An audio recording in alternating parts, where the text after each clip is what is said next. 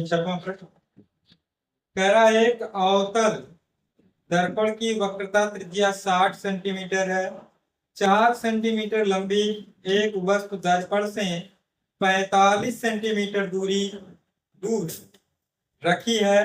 प्रतिबिंब की स्थिति, लंबाई और प्रकृति ज्ञात है। मतलब प्रतिबिंब कहाँ पर बनेगा, कितना लंबा बनेगा, उसकी प्रकृति क्या होगी। ठीक है, अवतल दर्पण की वक्रता त्रिज्या क्या दिया है, वक्रता त्रिज्या। वक्रता त्रिज्या को लिखते हैं आर से, जो कि अवतल दर्पण के लिए होगा -60 सेंटीमीटर। इसलिए फोकस दूरी निकाल लेंगे। फोकस दूरी यह बराबर होता R/2, तो यह बराबर -60/2, यानी आपका -30 सेंटीमीटर। कह रहा 4 सेंटीमीटर लंबी एक वस्तु की लंबाई h है। h बराबर 4 सेंटीमीटर। कह रहा वस्तु दर्पण से 45 सेंटीमीटर दूर रखी है, यानी ये u है। u बराबर -45 सेंटीमीटर। माइनस में रखेंगे वस्तु की दूरी को। अब प्रतिबिंब की स्थिति, लंबाई एवं प्रकृति आपको बताना है। तो दर्पण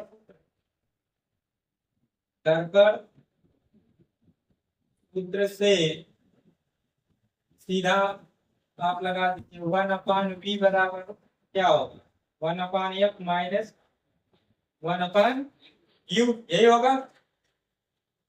1/v इज इक्वल 1/f, यह का मान माइनस 1/u का मान -45। 1/v बराबर 30 और 45 का एलसीएम हो जाएगा 90। 30 दिया 90, -3 माइनस और ये माइनस प्लस 45 गुना 90। 1/v बराबर -1/90, -3 + 2 है। ठीक है, 3 में से 2 घट जाएगा। यहाँ से v बराबर आपका आ गया -90 सेंटीमीटर। मतलब प्रतिबिंब दर्पण के सामने कितना दूरी पर बनेगा, 90 सेंटीमीटर पर बनेगा। ठीक, माइनस में आया मतलब वास्तविक और उल्टा बनेगा, प्रकृति भी पता चल गई। ठीक है, अब लंबाई जब भी पूछे तो हम लोग लगाते हैं रेखीय आवर्धन का सूत्र। ठीक है, रेखीय आवर्धन से दर्पण के लिए रेखीय आवर्धन h बराबर होता है -v/u।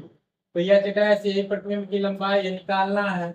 यह क्या आपका दिया है, क्या -v का मान आया हुआ है -90, u का मान है -45। 45 से कम 45 गुना 90 है। माइनस से माइनस हट जाएगा, एक माइनस का भी बच जाएगा ना। अरे 3 बार माइनस को माइनस ही बचेगा।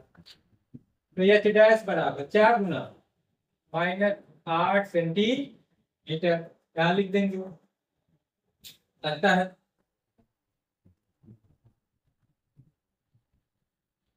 प्रतिबिंब दर्पण के सामने दर्पण से 90 सेंटीमीटर दूरी पर 8 सेंटीमीटर लंबा वास्तविक तथा उल्टा बनेगा। ठीक, देखिए जब ये माइनस में आ गया जैसे डैश और v, तो आपका वास्तविक और उल्टा। अगर प्लस में आ जाता तो आभासी और सीधा। ठीक, ग्यारहवां कह रहा 30 सेंटीमीटर फोकस दूरी वाले अवतल दर्पण। तो फोकस दूरी को लिखते हैं यहाँ से, अवतल का है तो माइनस में रहेगा, तो -30 सेंटीमीटर। ठीक, कितनी दूरी पर रखा जाए, कितनी दूरी पर रखा जाए, यानी आपको यू निकालना है, बस यू से लिखते हैं, यू निकालना है। ठीक है, कि उसका वास्तविक प्रतिबिंब वस्तु से दोगुने आकार का बने, यानी ये आवर्धन दिया गया है, आवर्धन दुगुना यानी 2 वास्तविक प्रतिबिंब के लिए माइनस में, तो आवर्धन का सूत्र होता है माइनस वी अपान यू बराबर -2, आई माइनस से माइनस हट जाएगा, v बराबर 2 u। ठीक, v बराबर क्या होगा 2 u। अब दर्पण सूत्र होता है 1/f is equal 1/u plus 1/v। मान रख दीजिए 1/f, यह का मान मुझे पता है कितना है -3। यू आपको ज्ञात करना है और v की जो वैल्यू आई है वो है 2v 1/2u। तो 1/-30 बराबर क्या एलसीएम हो जाएगा 2u। तो यहाँ क्या होगा 2 प्लस 1, तो 1/-30 बराबर 2 3/2u। तिरछा गुणा करा लो, 2u बराबर 30 दिया 90 -90 होगा, यहाँ से u बराबर -45 सेंटीमीटर। 42 देंगे अतः वस्तु को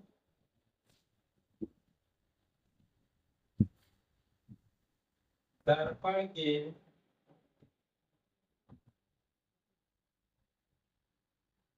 सामने या सम्मुख 45 सेंटीमीटर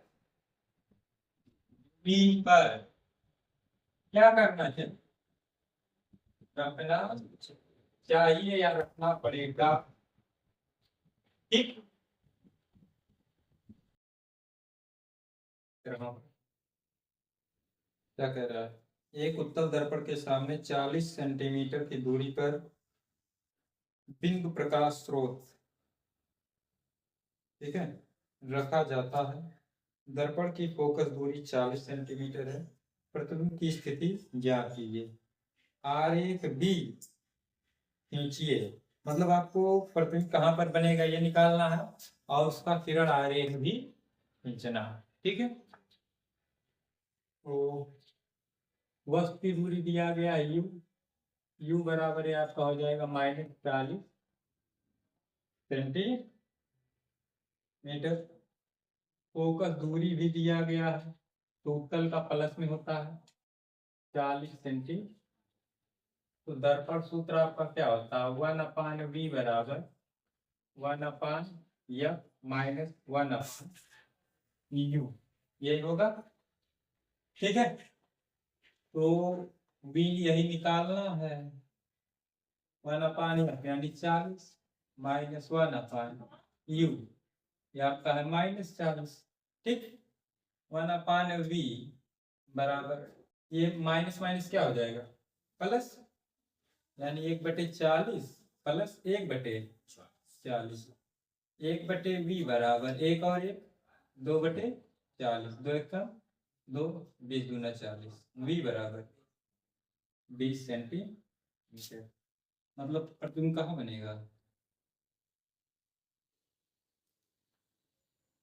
प्रतिबिंब दर्पण के पीछे, दर्पण से 20 सेंटीमीटर दूरी पर बने। ठीक, अब इसका किरण आरेख भी खींचना है, तो ये आपका हो गया दर्पण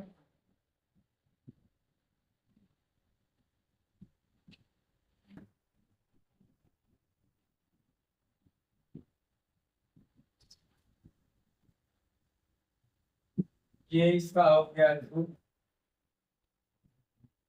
यहाँ हो गया फोकस, ये हो गया फोकस, यहाँ पे यहाँ पर ये वस्तु रखी गई है, कितना दूरी पर ये वस्तु है, वो डैश यहाँ जो है बिंदु को रखा गया है, तो वो दर्शा दिया गया कितने दूरी पर रखा गया है, 40 सेंटीमीटर। तो ये भी आपका है, फोकस दूरी भी इसका दिया गया है 40 सेंटीमीटर। तो प्रकाश की एक किरण हम लोग चला देंगे रिफ्लेक्स के समान से, जो कि आती हुई प्रतीत होगी हम लोगों को फोकस से, ठीक है।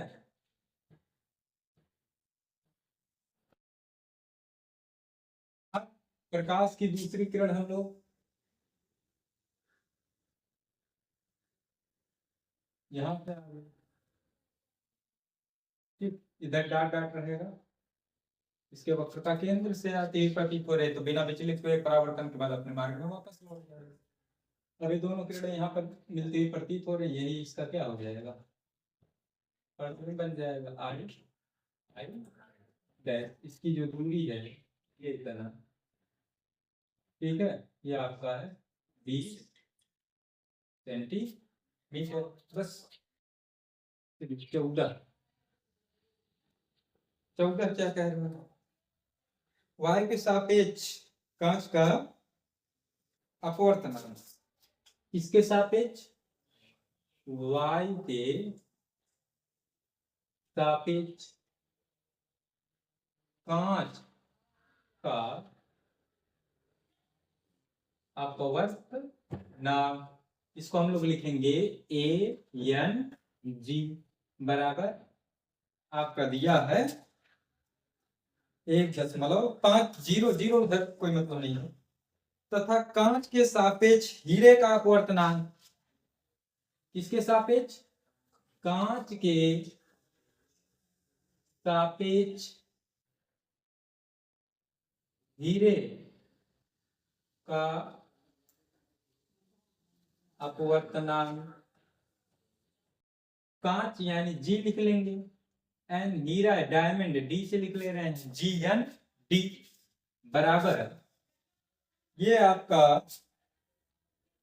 दिया गया है 1.6, कह रहा वायु के सापेक्ष हीरे का अपवर्तनांक, क्या निकालना हमको, वायु के सापेक्ष हीरे का अपवर्तनांक यानी AND, आपको क्या करना है या, तो जब तीन माध्यम में अपवर्तन हो रहा था उसका हम एक एग्जाम्पल देकर के सूत्र लिखवाए थे। पहले सूत्र ये आया था कि 1n 2 गुणे 2n 3 गुणे 3n 1 बराबर, एक फिर एग्जाम्पल दिए थे, पहला माध्यम वायु हो, दूसरा माध्यम जल हो, तीसरा माध्यम कांच हो, सब बना था ये आपका ANG गुणे WNG गुणे GN बराबर, ठीक। अब यहाँ पर पहला माध्यम तो वायु है, दूसरा माध्यम कांच है, तीसरा माध्यम क्या, हीरा है, डायमंड, तो यहाँ क्या बनेगा फार्मूला, यानी बन जाएगा ANG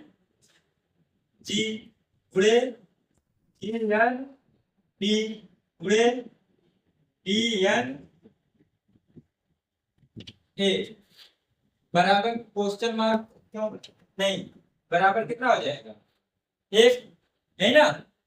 अब हमको इसी सूत्र के अनुसार क्या करना है, लगा लेना है, ये लगेगा इसी के रूप में बना ना, तो देखिए ANG गुणे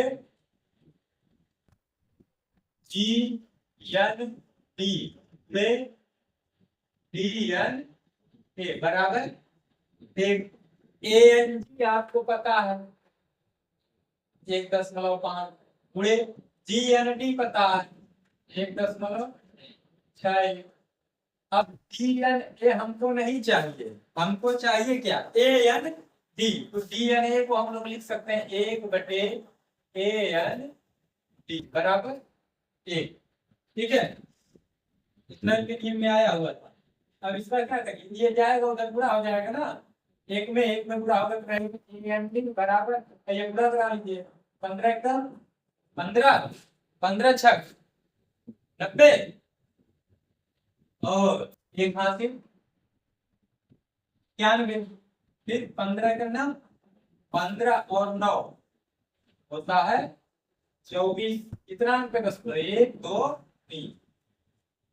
ठीक, या इसी को हम लोग लिख सकते हैं AND बराबर 2.4।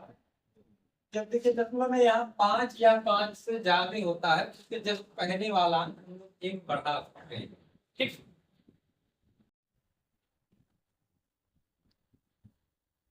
देखिए 16 कह रहा निर्वात में प्रकाश की चाल 3 × 10⁸ मीटर प्रति सेकंड। अगर नहीं भी दिया रहेगा तब भी ये होता है, आपको बताया गया। ठीक है, कि वायु और निर्वात में प्रकाश की चाल। ठीक है, निर्वात में प्रकाश की चाल T से लिखेंगे 3 × 10⁸ मीटर प्रति सेकंड। यदि कांच का अपवर्तनांक, कांच का अपवर्तनांक, कांच का अपवर्तनांक या अपवर्तनांक को यहाँ से लिखते हैं, या आपका दिया गया 1.5। कह रहा है कांच में प्रकाश की चाल ज्ञात, हमको निकालना क्या है, कांच में प्रकाश की चाल मतलब V हमको निकालना है।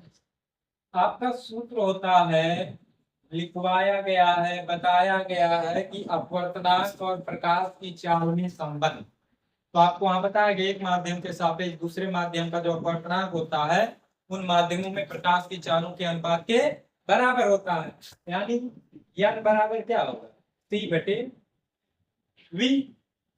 ठीक है, अब यही V आपको निकालना है तो V बराबर निकालेंगे C/n। V बराबर C का मान 3 × 10⁸, n का मान 1.5। V बराबर 1.5 से यहाँ 3 में भाग दोगे 2 आ जाएगा, 2 × 10⁸ मीटर प्रति सेकंड हो गया।